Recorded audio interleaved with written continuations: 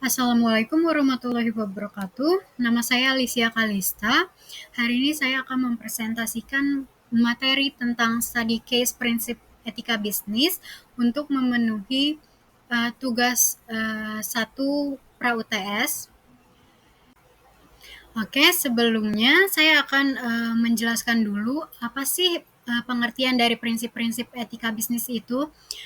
Jadi prinsip-prinsip etika bisnis ini merupakan pedoman moral dan prinsip-prinsip yang digunakan oleh individu dan organisasi dalam menjalankan kegiatan bisnis dengan bertanggung jawab, adil, serta berintegritas.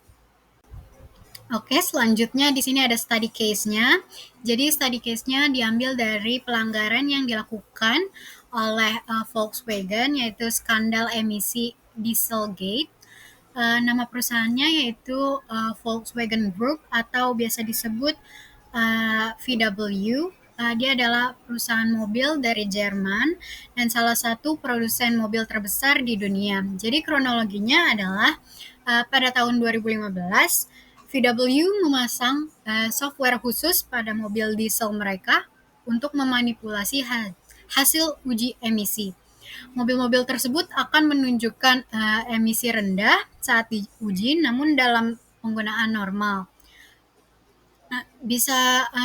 NOx bisa hingga 40 kali lebih tinggi dari standar hukum yang diterapkan di Amerika Serikat. Oke, di sini ada prinsip etika yang dilanggar oleh Volkswagen, yaitu pertama kejujuran, karena VW tidak jujur dalam menyampaikan performa emisi mobil mereka. Yang kedua ada transparansi, karena menyembunyikan software ilegal dari regulator dan juga konsumen. Yang ketiga ada tanggung jawab, karena VW mengabaikan dampak lingkungan dan kesehatan masyarakat. Yang keempat ada taat hukum, karena mereka melanggar hukum lingkungan di banyak negara. Yang terakhir ada accountabilitas, karena awalnya mereka mencoba menghindar dan menutupi dari tanggung jawab hingga akhirnya kasusnya terbongkar.